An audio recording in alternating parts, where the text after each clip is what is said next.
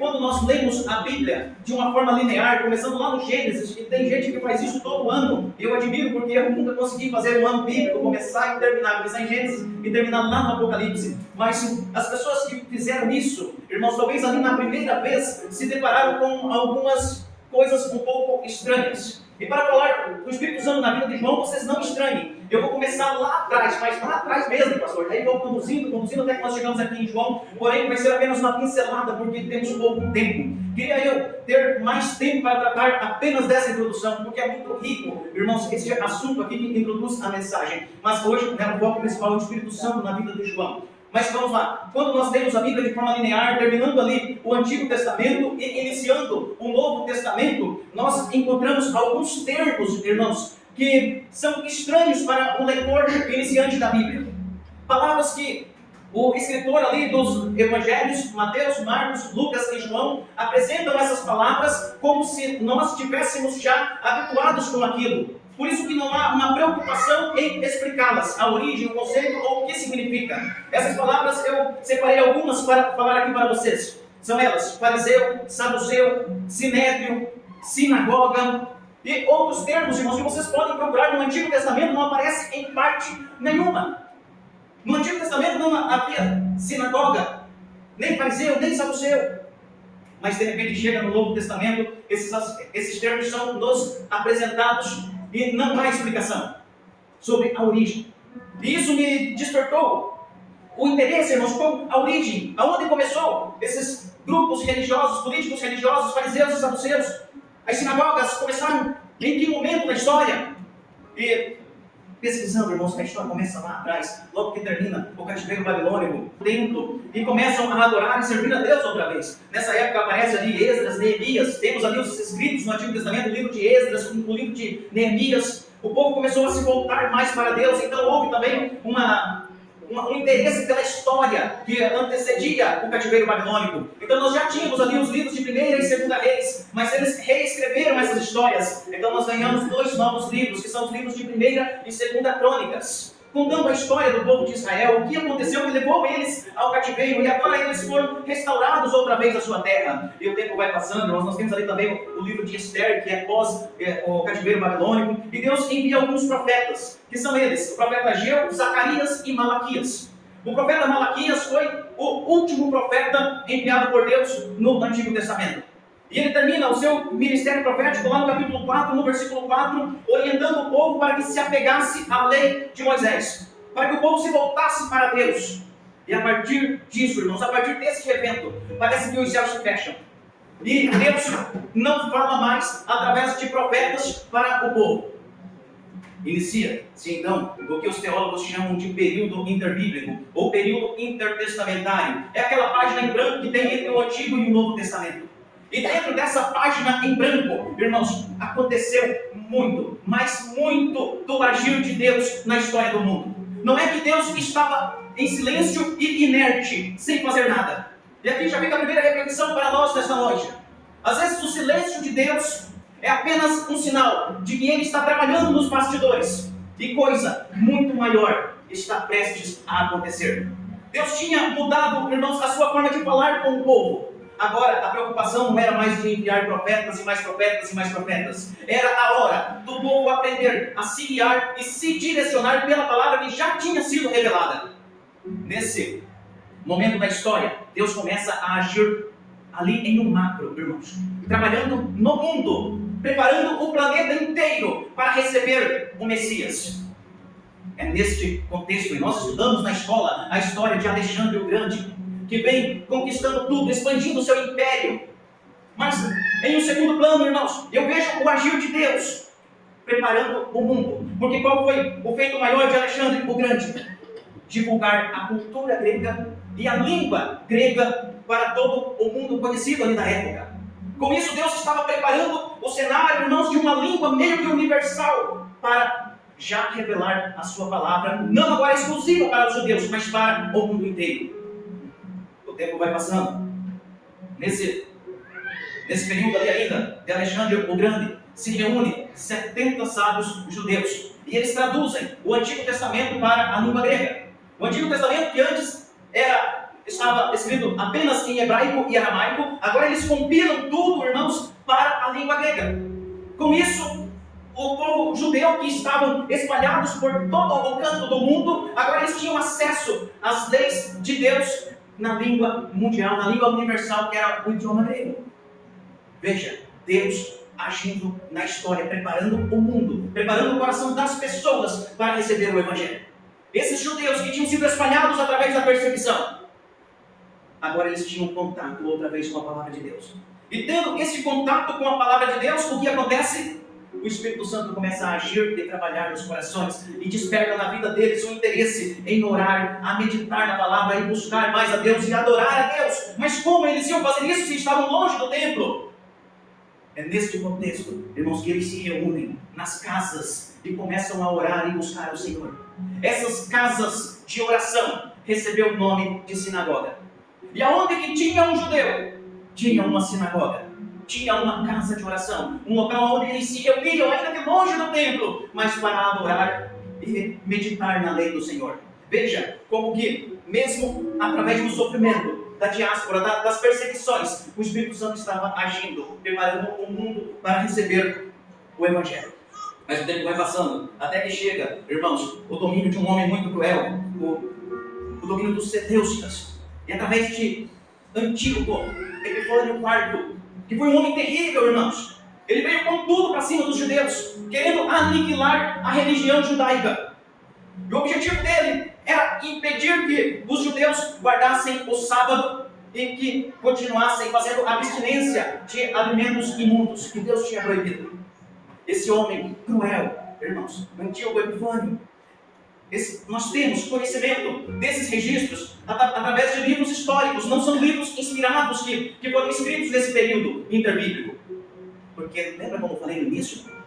Deus estava em silêncio, a voz profética cessou. Então os escritos desse período, eles têm valor histórico, mas não doutrinário. Mas é importante para nós entendermos o que aconteceu nessa época. E no livro apócrifo de 2 Macabeus conta a história, irmãos, muito triste do idoso Eleazar, aonde ele foi forçado a comer carne de porco, irmãos. E foi feita ainda uma proposta para ele, que ele podia trocar a carne se quisesse e comer, ninguém ia ficar sabendo. E então Eleazar disse: eu sou já um homem com 90 anos de idade, e até hoje sempre permaneci fiel às leis do Senhor. E por mais que eu sei que é uma carne limpa e não é uma carne imunda, esses jovens não sabem.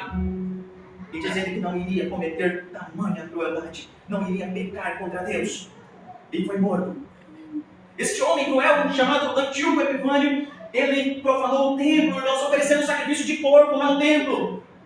E isso despertou a revolta do povo judeu, que é a revolta dos Macabeus, liderada por Judas Macabeus, onde eles iniciam ali, irmãos, um período de rebelião e eles conseguem recuperar o domínio e purificaram o templo e restabeleceram a ordem na casa de Deus outra vez.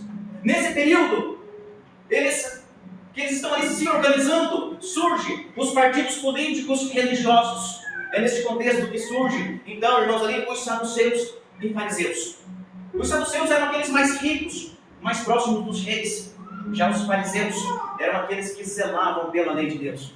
O propósito, o objetivo dos fariseus era proteger a lei do Senhor e zelar por ela. Paulo era fariseu. E o tempo vai passando. Depois chega o domínio romano. O Império Romano vem se expandindo, irmãos, com grande força. Um exército poderosíssimo.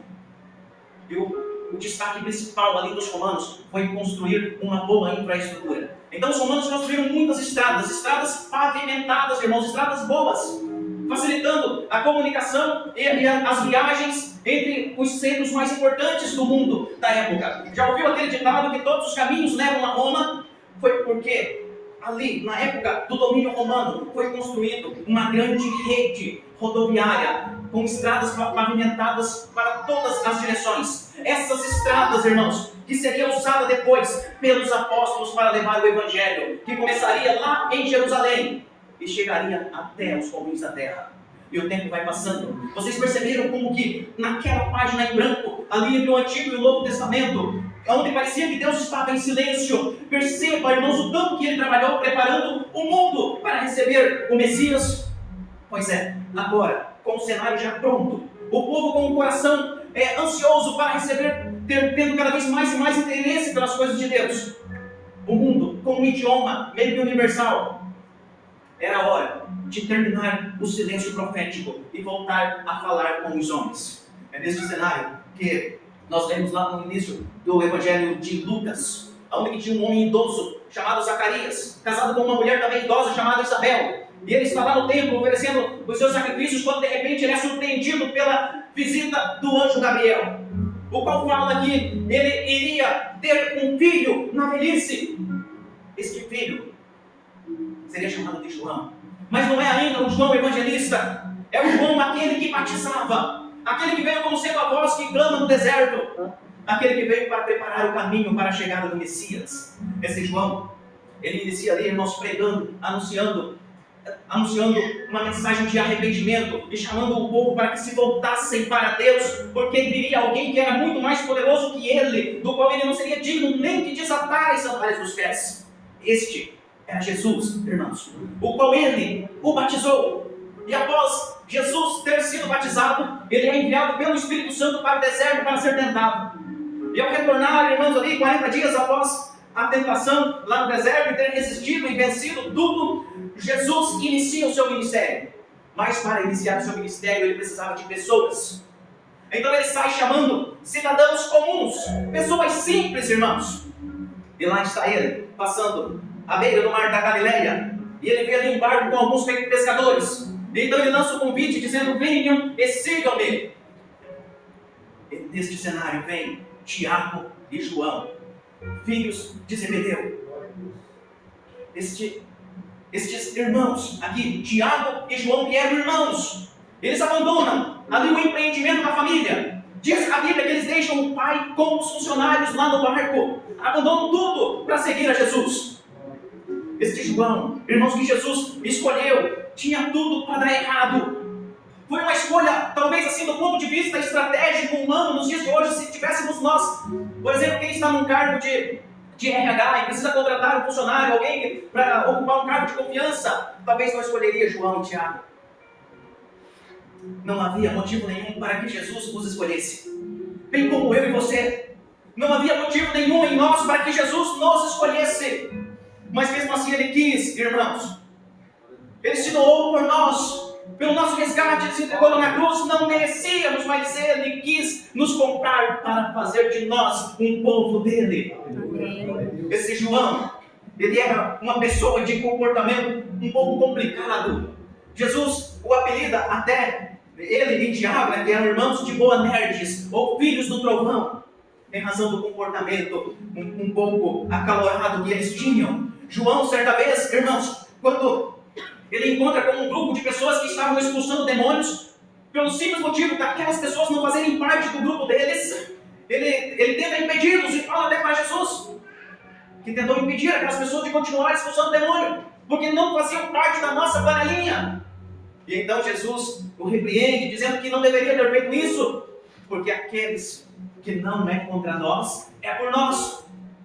Certa vez, quando eles passaram por uma aldeia samaritana, não foram bem recebidos. Então João, ele propõe para Jesus que deveriam fazer cair fogo do céu e consumir aqueles samaritanos. Ele não tinha muita paciência, irmãos. João era uma pessoa que tinha um comportamento um pouco estranho. Certa vez, ele e o irmão Tiago, com a ajuda da mãe, inclusive, eles propõem para Jesus ali uma posição mais de autoridade, para sentar uma à direita, ou outra à esquerda de Jesus. Eram pessoas que, se nós fôssemos olhar com o ponto de vista humano, talvez não se encaixava bem no perfil de discípulo de Jesus. E o tempo foi passando, irmãos. E este homem, com esse comportamento, ele foi sendo moldado dia após dia. E se tornou um dos principais e mais chegados de Jesus. De modo que ele pôde ter experiência que somente os mais íntimos de Jesus poderiam ter. Uma das que eu destaco é aquela vez que a filha de Jairo tinha morrido. Estava lá aquela multidão. E Jesus pede para que todo mundo saísse e ficasse apenas os mais chegados. Pedro, Tiago e João. Ele fazia parte do grupo dos mais íntimos. E ali Pedro, Tiago e João, e obviamente os pais da menina, ele pôde contemplar o milagre daquela jovem de 12 anos sendo ressuscitada. Ele foi tendo experiências com Jesus.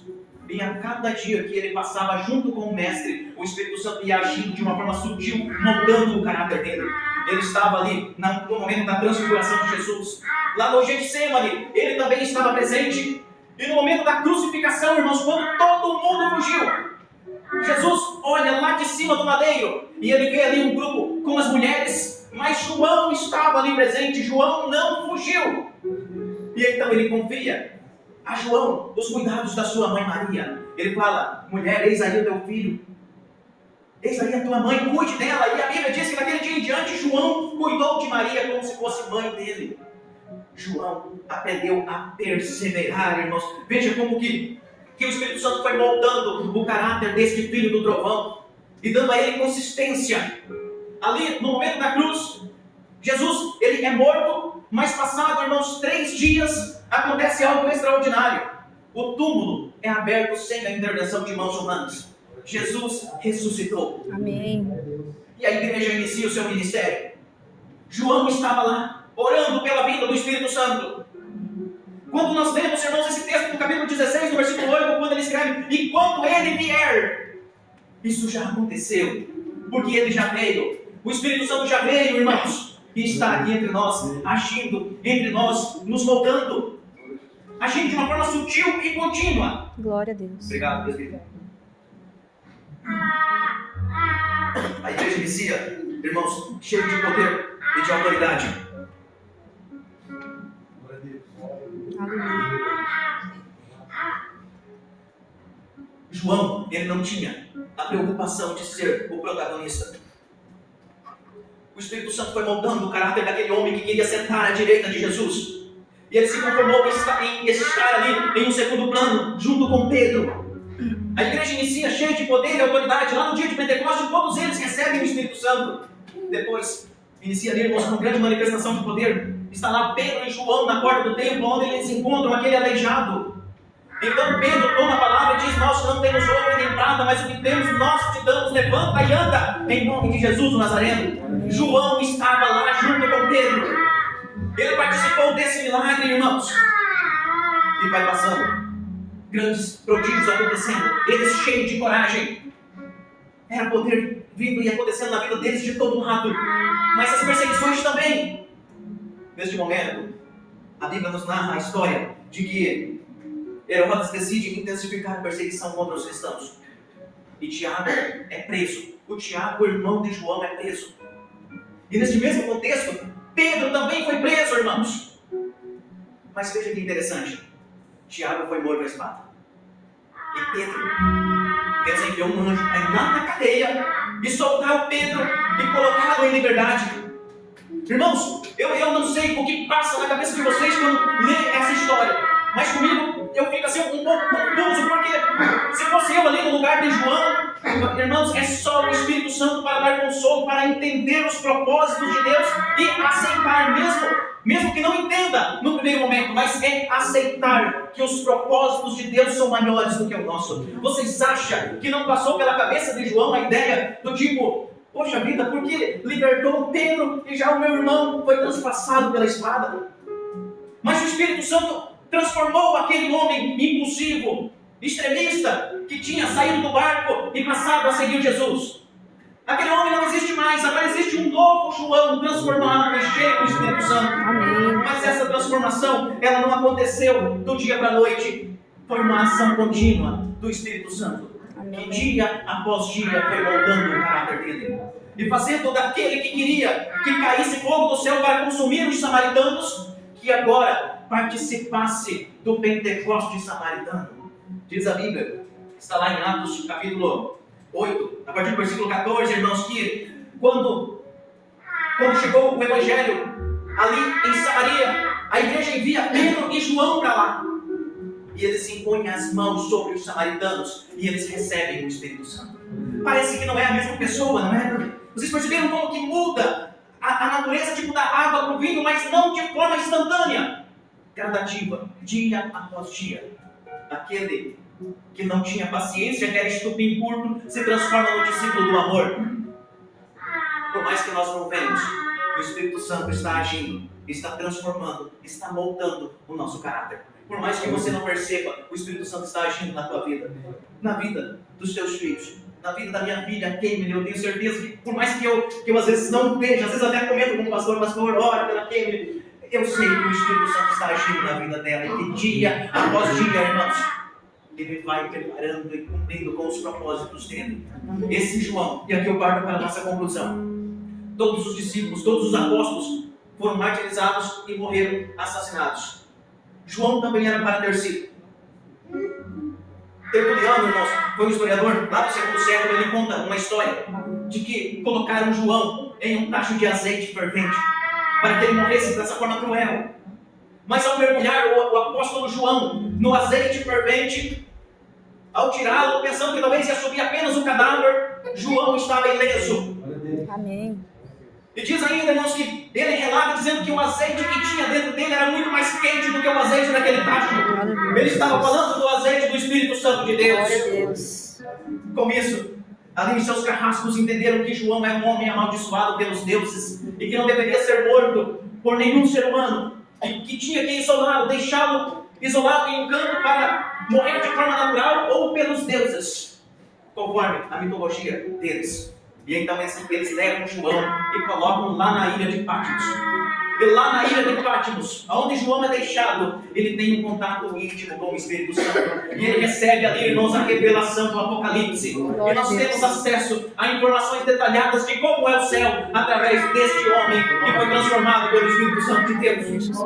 Aquilo que Deus mostrou para o apóstolo Paulo. Paulo foi arrebatado até o terceiro céu. Mas Paulo disse que eram coisas indizíveis. João relatou tudo em palavras, e nós temos detalhes de como é o céu, detalhes do que nos espera lá do outro lado, irmãos. Glória a Deus. Este homem que foi transformado pelo Espírito Santo, que disse que quando ele viesse, e eu estou aqui hoje para dizer que ele já veio, e age aqui entre nós, Amém. de uma forma sutil, dia após dia, nos moldando e nos transformando, do mesmo jeito que ele agiu na vida de João, ele age na tua, ele age na minha. Você crê?